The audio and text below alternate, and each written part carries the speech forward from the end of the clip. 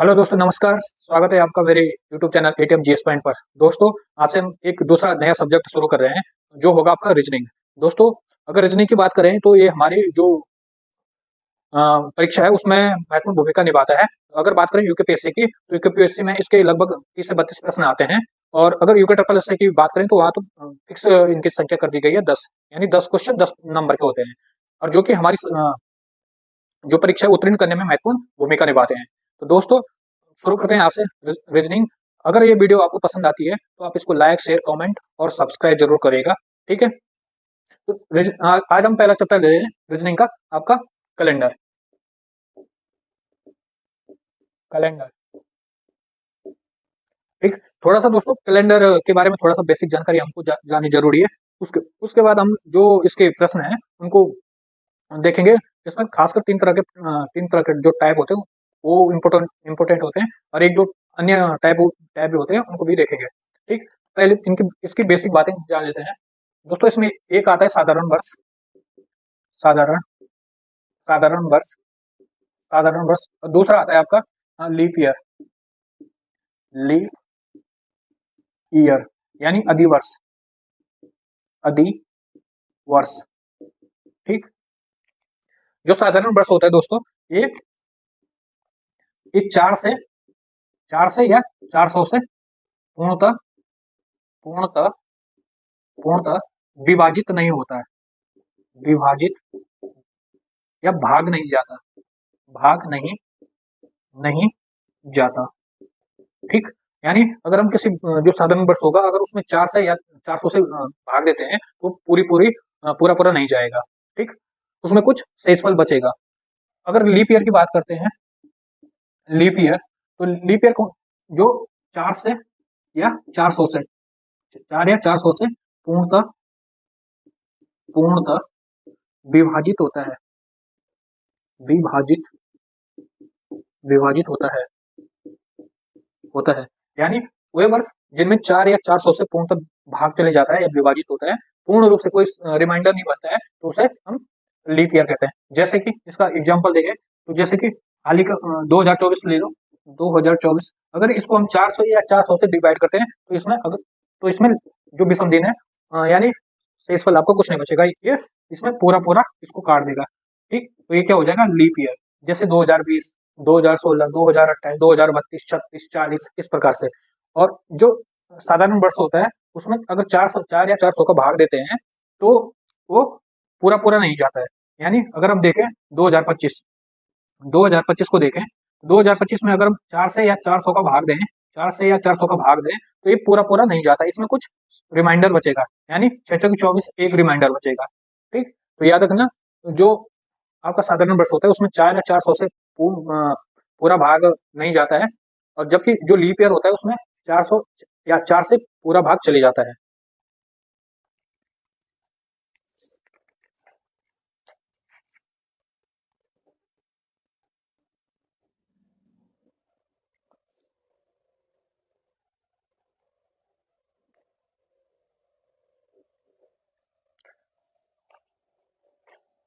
अब दोस्तों, एक तरफ लिखेंगे हम साधारण वर्ष, और एक तरफ लिखेंगे लीप वर्ष, यानी वर्ष, और एक तरफ लीप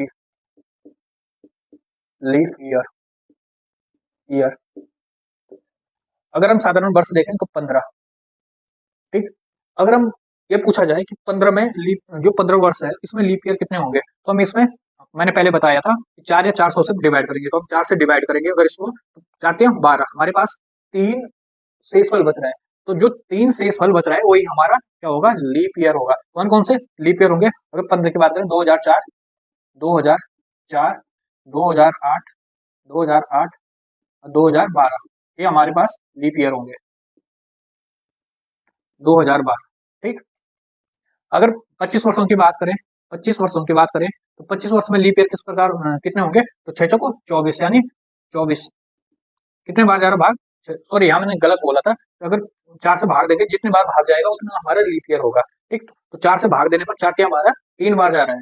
ठीक। इससे ज्यादा नहीं देना, इससे कम देना है। ठीक। तो 4 से भाग देने पर हमारा 3 लीप ईयर बच रहे हैं। वैसे इसमें 4 से भाग देंगे तो इसमें कितने बार जाएगा, 6 चौको 24, 6 बार जा रहा है। तो 6 बार जा रहा है तो हमारे लीप ईयर कितने होंगे 6।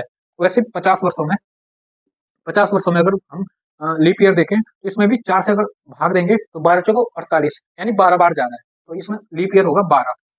अगर 100 वर्षों की बात करें, 100 वर्षों की बात करें, 100 वर्षों में लीप ईयर कितना होगा 25 चौको 100, बट नहीं, जो क्यों, क्योंकि जो 100 वर्ष है वो एक शताब्दी वर्ष है, और जब शताब्दी वर्ष होता है तो उसमें 400 का भाग भाग देते हैं, यानी जो शताब्दी वर्ष होता है, शताब्दी वर्ष यानी जो 100 वर्ष होते हैं, 100 वर्ष उनमें 400 का भाग दिया जाता है। ठीक, तो एक अगर हम इसमें 400 का भाग देंगे, 400 का भाग, तो क्या इसमें 400 का भाग जाएगा, नहीं जाएगा, तो इसीलिए इसमें 24 जो लीप ईयर होगा वो कितना होगा 24 लीप ईयर होंगे। ठीक, यानी जो याद रखना शताब्दी वर्ष में हम 400 से भाग देते हैं, और जो सिंपल वर्ष होते हैं जैसे 15, 25, 30, 28, 90 या 80, तो इनमें 4 से भाग देते हैं। ठीक, अगला 200 वर्षों में, 200 वर्षों में लीप ईयर कितने होंगे, तो 24 दो ना 48, 48, 300 वर्षों में, 300 वर्षों में कितने होंगे 72, और 400 वर्षों में, 400 वर्षों में कितने लीप ईयर होंगे टोटल, तो ये होंगे 97। क्यों 97, क्यों, पहले कितने 72 तो हो गए, और 24 और हो गए 96। अगर जो 400 है, अगर इसमें हम 400 का भाग देते हैं, 400 जो चौथी चौथी शताब्दी है, अगर उसमें 400 को भाग दें तो ये पूरा पूरा चले जा रहा है, 4 से 4 कट गया, 0 से 0, ये पूरा पूरा जा रहा है, तो जो चौथी शताब्दी हमारी वो एक लीप ईयर शताब्दी है, तो वो क्या होगी, एक एक ये जुड़ जाएगा, तो ये टोटल कितने होंगे होंगे 97। तो याद रखना 400 वर्षों में कितने लीप ईयर होते हैं, तो 97 होते हैं। ठीक, 300 वर्षों में 72, 200 वर्षों में 48, और जो आपका 100 वर्ष है उसमें 24।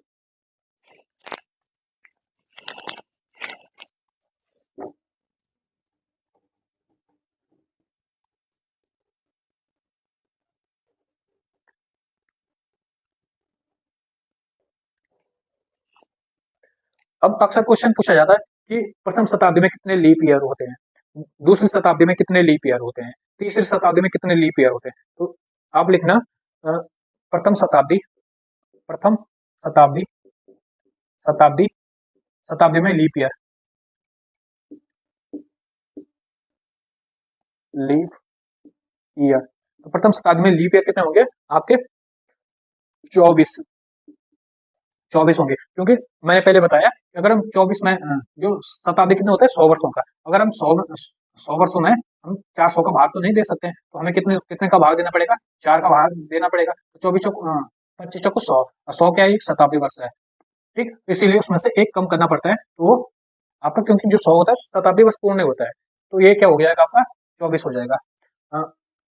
दूसरी शताब्दी में, दूसरी शताब्दी में भी, दूसरी शताब्दी में लीप ईयर भी होंगे 24, 24। तीसरी शताब्दी में, तीसरी शताब्दी में लीप ईयर होंगे 24। ठीक, अगर चौथी शताब्दी की बात करें तो यहाँ लीप ईयर की संख्या बढ़ जाएगी, यानी चौथी शताब्दी में लीप ईयर कितने होंगे आपके, चौथी शताब्दी में लीप ईयर होंगे 25, क्योंकि जो फिर से वही बात, अगर 400 में हम 400 का भाग देंगे तो पूरा पूरा चले जाएगा। ठीक, तो 24 तो ऐसे होते हैं, एक 100 वर्ष में 24 होते हैं, तो एक और जुड़ जाएगा तो उसके साथ 25 हो जाएगा। तो याद रखना, खासकर इसको याद रखना, चौथी शताब्दी में लीप ईयरों की संख्या कितनी होती है 25 होती है। ठीक, प्रथम शताब्दी में 24, दूसरे में 24, तीसरे में 24, और जो तीसरी शताब्दी है उसमें होगा 25।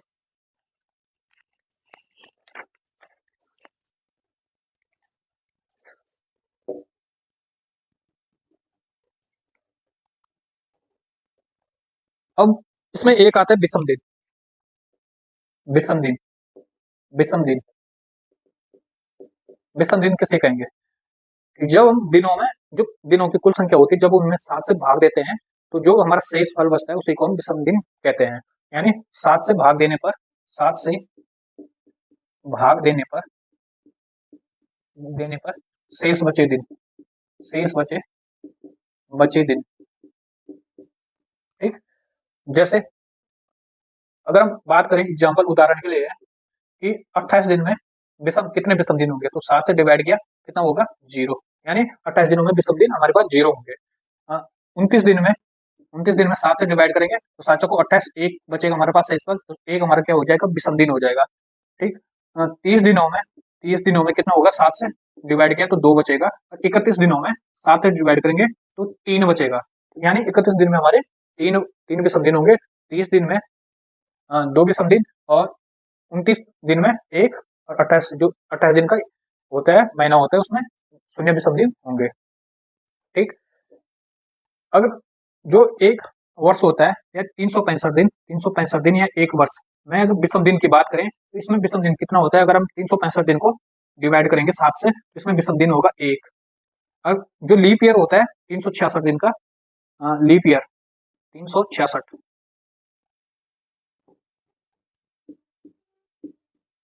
लीप ईयर यानी 366 दिन।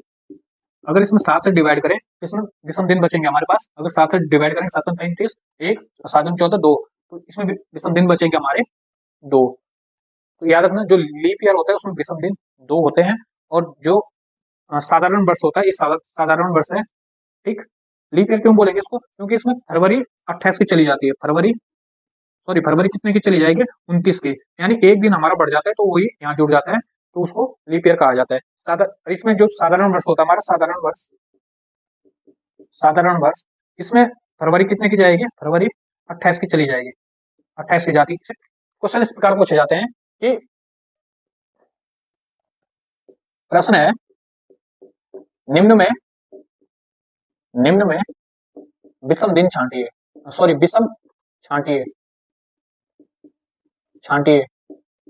तो जैसे ए 1992, बी 1900, सी 1800 और डी 1882। तो इस प्रकार के क्वेश्चन पूछे जाते हैं। अब इनमें विषम अगर हम छानेंगे तो हम 4 से भाग देंगे, 4 से या 400 से, जिसमें पूरा चले जाएगा वो हमारा आंसर होगा। देखते हैं किसमें पूरा चले जाता है किसमें नहीं। अगर हम इसमें 4 से भाग देते हैं पहले तो 4 से 92 पूर्ण रूप से कट जाएगा। ठीक, 1900 में अगर हम 400 का भाग देंगे तो नहीं जाएगा।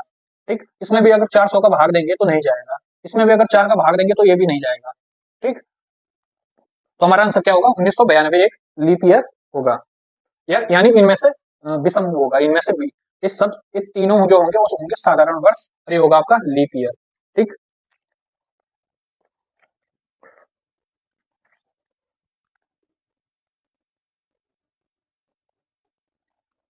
अगला है दोस्तों, एक क्वेश्चन अक्सर पूछा जाता है कि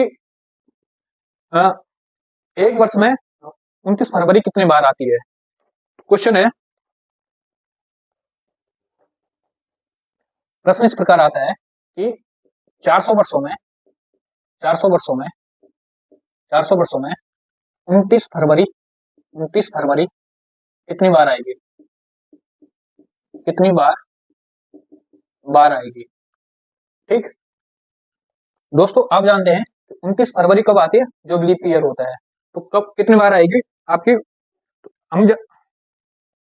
कितनी बार आएगी? तो जो हमारी 100 वर्ष होते हैं उसमें 100 वर्ष होते हैं उसमें लीप ईयर कितने होते हैं? 24।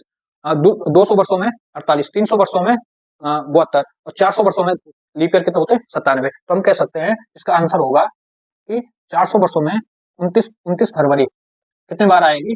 97 बार। 97 बार।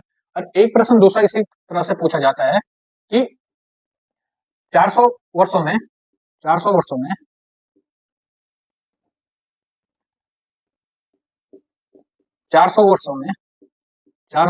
में 29 तारीख 29 तारीख कितनी बार आएगी? कितनी बार आएगी? तो 400 वर्षों में 29 तारीख, यानी अगर हम इसका आंसर देखें तो अगर हम एक देखते हैं कि एक जो साधारण वर्ष है उसमें एक वर्ष में 29 तारीख कितनी बार आती है? 11 बार आती है। ठीक, 29 तारीख कितनी बार आएगी? 11 बार। हम ले सकते हैं कि साधारण वर्ष में एक साधारण वर्ष में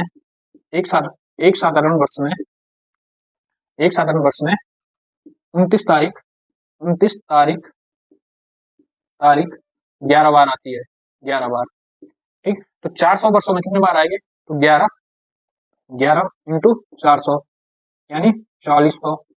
ये हमारा आंसर नहीं होगा, 4400 प्लस 400 वर्षों की पूरी बात कर रहे हैं तो इसमें लीप ईयर वाले भी जोड़ने पड़ेंगे। तो टोटल कितना हो जाएगा? 400 4400 प्लस 97, तो आंसर होगा 4497। 4497 बात 29 तारीख 400 वर्षों में आएगी। तो याद रखना, एक साधारण वर्ष में 29 तारीख 11 बार आती है। अगर एक लीप ईयर में बात करें, एक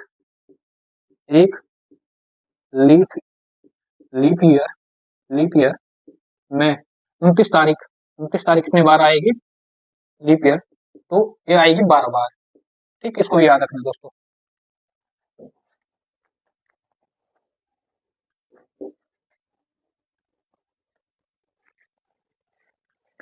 जैसे अक्सर ये प्रश्न पूछे जाते हैं कि एग्जाम प्रश्न पूछे जाते हैं कि 1 मई को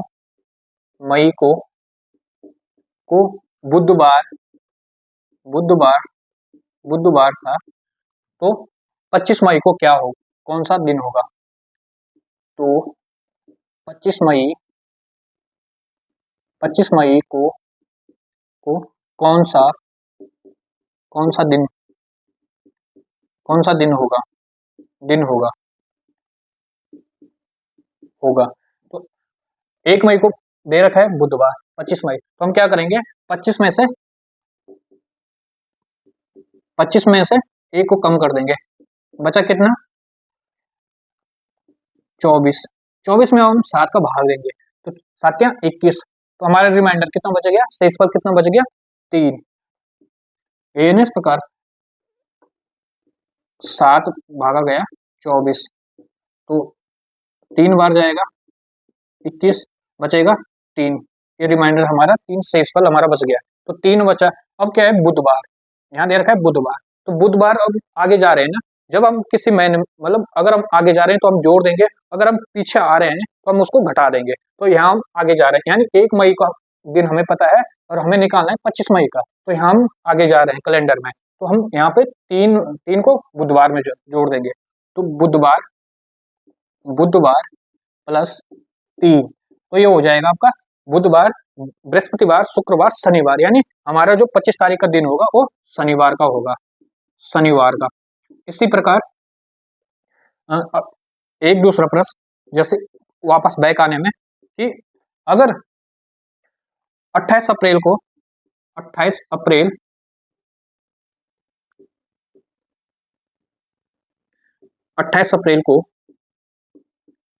को सोमवार है, सोमवार